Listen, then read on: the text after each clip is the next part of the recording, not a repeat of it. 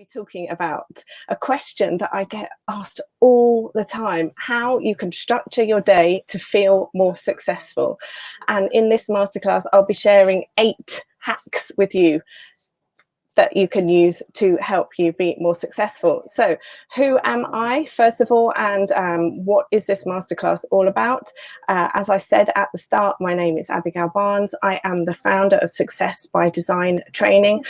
We are on a mission to help professionals and organizations to maximize their time using our 8-8-8 formula to make the most of what they're doing with their time in the office, and then to live a happy, fully balanced life outside. So we teach something called holistic productivity, which creates happy, healthy humans, which is amazing. That is my job. I create happy, healthy humans. And as I said, today we are going to be talking about how to structure your day to feel more successful, because it's super important, would you agree, to feel successful? And then when you feel successful, you can be more successful in what it is that you're actually doing. As you are joining today, I'd love to know where you are joining from, and if this subject resonates with you, and what it is that you struggle with when it comes to managing your time on a daily basis. Is it the distractions? Is it email? Is it people? Is it noise? Is it the weather? Is it the fact that you're working from home and you're struggling to get routine and structure? Let me know in the comments. I would love to answer your questions and support you as much as possible, because this masterclass is for you, to give you tips and things that you can take away and apply to your career and your life. So how you can feel more successful on a daily basis. The first hack, the first tip, hopefully you've got a pen and paper. If not, I'll be telling you at the end how you can download our checklist, this list of 8 that we're going to go through. The first thing is to plan yesterday.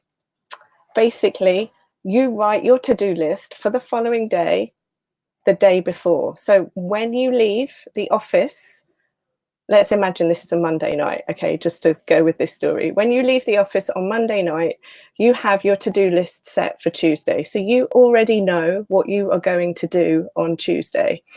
Not only does this give your mind the ability to sleep on Monday night, it also gives you structure, motivation, inspiration, reasons to get out of bed in the morning.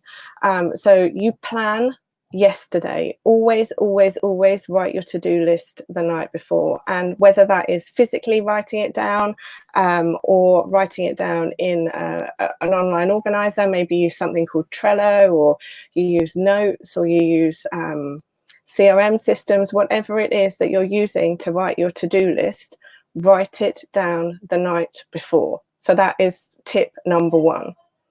Tip number 2. We talked about it in one of our previous masterclasses. It's called our traffic light formula. So tip number 2 is, once you have written your to-do list, then it is a matter of prioritizing your to-do list using the traffic light formula, which is the activities that have to be done. These are activities that are making the company money, are your job description, or are critical in a project that you're working on. They absolutely have to be done today. So these activities all get the green, they get the go ahead. These are things that you have to do. The second level of activities with the traffic light formula, these are supporting activities. So these are business development activities. These are working with people involved in thing kind of activities. These are supporting the main activity. And so they all get orange if you've got an orange highlighter pen. And then the final are the red, but we don't generally have red highlighters, so we use pink. The final activities are activities that are more like admin tasks. They're things that have to be done, but they don't necessarily have to be done today. They're not business or time critical. And also they don't necessarily have to be done by you. Is this resonating? Let me know in the comments. I would love to hear from you. maybe you already traffic light and prioritize your to-do list. How do you do it? Does the traffic light formula work for you, or are there other ways? I love to learn how everybody does, so I would love to hear from you. So the third way, right? If you've read the book, Eat That Frog, the third way is hardest first.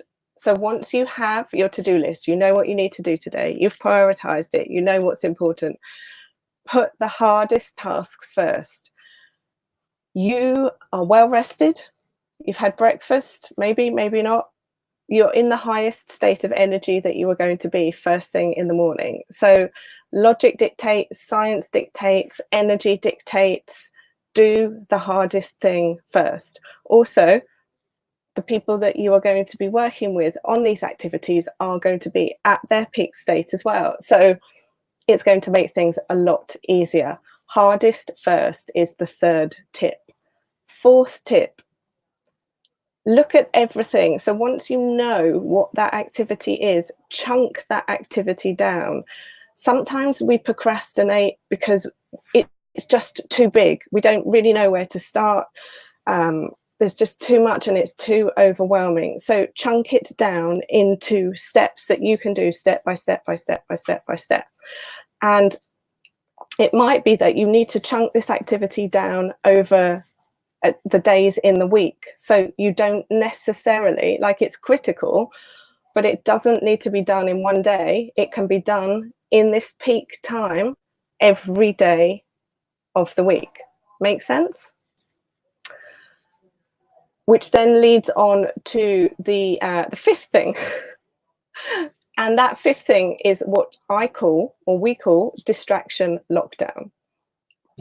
So once you know what it is that you need to do, you are in your peak state, it's first thing in the morning, you need to find a way to lock yourself away from all distractions, to remove phones, to turn off emails, to go onto airplane mode, to tell the people in your team, your managers, if people are reporting into you, to tell the people that are reporting into you, you are unavailable for the next 90 minutes. And you go into this almost cocoon-like lockdown in your own head, where you are just focusing on one bit of your chunked activity that you need to get done. And you will be amazed that if you do this 90 minutes a day, times 5, times 48 weeks, how much you can progress projects, how much you can progress activities, how easy it then becomes to avoid the distractions. Are you loving these tips? I hope so. Tip number 6, right? This one is more of a mindset tip. This is kind of like an FYI, a thing back to you to recognize, to understand. Business and life and work, it's a marathon. It's not a sprint. We don't need to every single day come out of the gate with a full battery, fully rested, if you're fortunate enough to get your 8 hours sleep, fully rested, sprinting into the day, that as the day wears on, we run out until we're empty. And then we go to bed and then we refill it and then we do it again. When we recognize and we understand that our time, it's the same every day. So how can we maximize that time in sprints, in chunks? Have you heard of this thing called the Pomodoro technique? This is an amazing way to chunk your time 25 minutes at a time. And that gives you 5 minutes rest and then 25 minutes to do the activity. So it is literally chunking your time for 30 minutes. And I really love the Pomodoro technique, and it works really well for certain activities. You might want to do what they call 2 Pomodoros, which is doubling them together if the activity that you are working on requires an hour. Does that make sense? So you do 25 minutes, a 5-minute rest, 25 minutes, a 5-minute rest. And so then that leads me on to the 7th tip, which we call a state break. So this is the same as the 5-minute rest in the Pomodoro, but what it means is you get up from your desk and you walk around. You take a comfort break, you go and get some water, you make a cup of tea, you look out of the window. It's very important that you change your state to refresh your energy, because otherwise you get stagnant.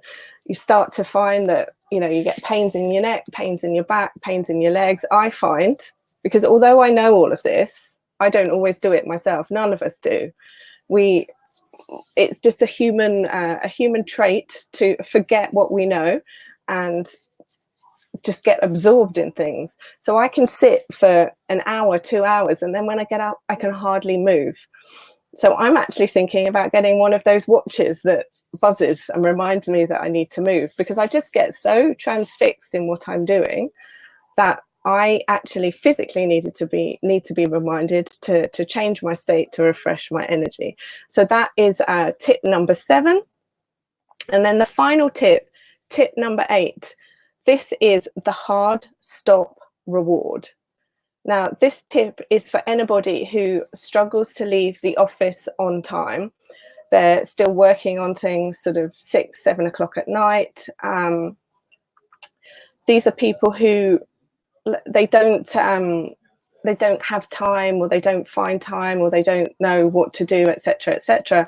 These people need a hard stop reward. And a hard stop reward is where you have something that you are doing in the evening that is a reward. The clue's in the words. So it could be a hobby, it could be meeting somebody, it could be going to an exercise class, it could be having dinner with friends, it could be going for drinks, it could be networking. Whatever it is that you do after you finish work is your reward. And this is a hard stop. And science shows that when people have deadlines, they are much more productive, they are much more inspired, and they are what is known as motivated to achieve something, motivated to leave on time. And the first thing to do when you're training yourself, because you have to train yourself, it sounds ridiculous, but we create habits where we just work, and then, you know, that becomes the time that you leave, that becomes the day that you work late on, without ever really questioning, do I need to stay late? Do I need to do this? Do I need to do this today? Would I be much better able to do it tomorrow when I am, you know, full of energy, first thing in the morning, when I'm fully rested? But when you've got this hard stop reward, literally you are leaving at that time for that reason. And in the first instance, I would say get a friend that you can commit to doing this reward with. So you say to this friend, I will meet you tonight at the gym for this exercise class, and that's your commitment that you make to them. So if you don't leave at that time, you're letting them down as well as yourself. Now, personally, I feel like letting myself down is worse than letting somebody else down.